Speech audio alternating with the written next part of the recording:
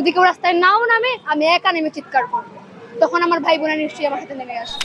গণ অভ্যুত্থানের মাধ্যমে হাসিনার মতো ফ্যাসিস্টকে যখন এই দেশের ছাত্র জনতা গদি থেকে নামাতে পেরেছে, তখন এই যে পুরুষতন্ত্রের বিরুদ্ধে আমাদের যে সংগ্রাম, এই দেশের জনসংখ্যার অর্ধেক যে নারীরা, সেই নারীরা একদিন রাজপথেই সেই সংগ্রামে বিজয়ী হবে।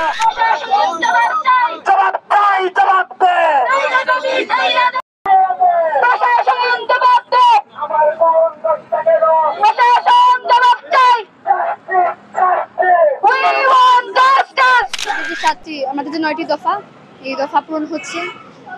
ধর্ষণের যে আইন, গতকালকে আমি যেটা বললাম, আবারও বলতেছি যে এই যে আইনের যে সংজ্ঞাটা, এটা যেন চেঞ্জ হয়। এই যতদিন অব্দি এটা চেঞ্জ হচ্ছে, আমরা লড়াই করতে থাকবো। যদি কেউ রাস্তায় নাও নামে, আমি একা নেমে চিৎকার করবো, তখন আমার ভাই বোনেরা নিশ্চয়ই আমার সাথে নেমে আসবে।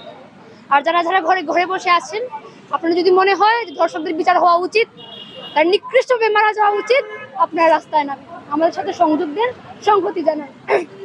আমাদের মানুষ দরকার, আমাদের আরো আওয়াজ দরকার, যেন ইন্টেরিয়ামের কানে পৌঁছায়। আমরা কি চাচ্ছি তাদের জন্য এই বোধশক্তিটা আসে, বিবেকের জন্য কাজ করে, যে সংজ্ঞাটা চেঞ্জ করা দরকার, দর্শকদের সর্বোচ্চ মৃত্যুদণ্ড হওয়া দরকার।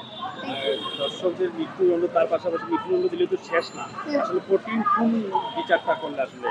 আজ অব্দি বাংলাদেশে দেখে আসছে যে আইনগুলো প্রণয়ন হচ্ছে, তারা বলছে যে এই হবে সেই হবে, যাবজ্জীবন হবে।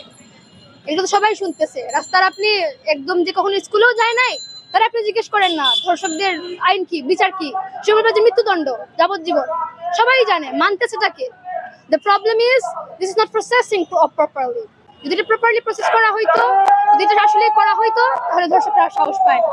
আইন যেটাই থাকুক, প্রণয়ন করে। আই ডোন্ট থিঙ্ক সো প্রতিষ্ঠা বাংলাদেশে যে আমি নিরাপদ। এই যে আমি নামতেছি এখন, আমি জানি না কালকে অব্দি আমি নামতে পারবো কিনা।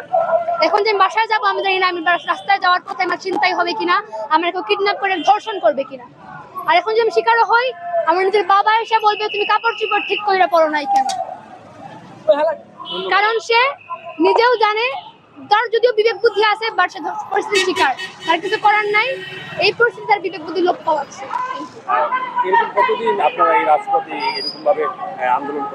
আমাদের যে আজকের যে কর্মসূচি, এই কর্মসূচি আসলে সুনির্দিষ্টভাবে একদিনে শেষ হয়ে যাবে ব্যাপারটা এমন না। আমরা একটা পুরুষতান্ত্রিক পিতৃতান্ত্রিক রাষ্ট্র ব্যবস্থা, সেই রাষ্ট্র কাঠামোর পরিবর্তনের লক্ষ্যে আমরা রাজপথে অবস্থান নিয়েছি।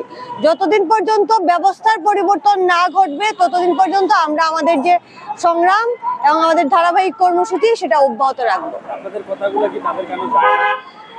তাদের কানে যাওয়া না যাওয়ার থেকেও বড় কথা, একটা আপাদমস্তক পুরুষতান্ত্রিক কাঠামো সারা দেশের সর্বক্ষেত্রে বিদ্যমান, সমাজে বিদ্যমান। সেই কাঠামোটা ভাঙা সহজ হবে না, সেটা আমরা বুঝি। কিন্তু আমরা বিশ্বাস করি গণ অভ্যুত্থানের মাধ্যমে হাসিনার মতো ফ্যাসিস্টকে যখন এই দেশের ছাত্র জনতা গদি থেকে নামাতে পেরেছে, মুক্তিযুদ্ধের সময় সারা বিশ্বের অন্যতম প্রশিক্ষিত একটা আর্মি বাহিনীর সামনে যখন এই দেশের সাধারণ খেটে খাওয়া মানুষ অস্ত্র হাতে প্রতিরোধ গড়ে তুলতে পেরেছে, তখন এই যে পিতৃতন্ত্রের বিরুদ্ধে, পুরুষতন্ত্রের বিরুদ্ধে আমাদের যে সংগ্রাম, এই দেশের জনসংখ্যার অর্ধেক যে নারীরা, সেই নারীরা একদিন রাজপথেই সেই সংগ্রামে বিজয়ী হবে। এটা বন্ধ করতে হলে আগে যে ধর্ষকামী যে ব্যবস্থা, সেই ব্যবস্থাটা পাল্টাইতে হবে। নারীর নিরাপত্তা যেটা, সেটা রাষ্ট্রীয়ভাবে নিশ্চিত করতে হবে।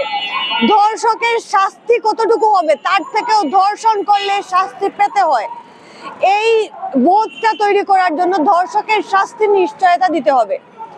ধর্ষণ বিরোধী যে মধ্যযুগীয় আইন, সেই মধ্যযুগীয় আইন পরিবর্তনের মাধ্যমে ধর্ষণের বিচার পাওয়ার পথ নারীর জন্য সুগম করে দিতে হবে।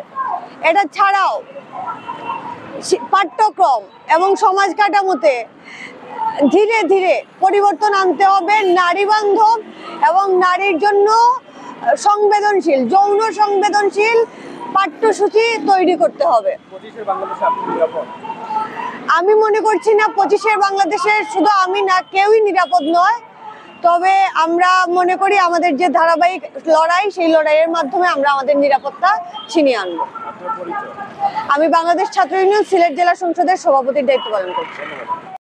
ইন্টারিম গভর্নমেন্ট যদি বলতে চাই তারা ব্যর্থ এবং তাদের এটা অকপটে স্বীকার করতে হবে। আমাদের স্বরাষ্ট্র উপদেষ্টা যিনি আমাদের দেশের নারীদের নিরাপত্তা আমাদেরকে দিতে পারে নাই। আপনি দেখতে পাচ্ছেন মব জামায়াত কর্মীকে হত্যা করে, আপনি দেখতে পেয়েছেন কালকে ভূমিকা খাতে ছাত্র দলের একজন কর্মী অপূর্ব টাকার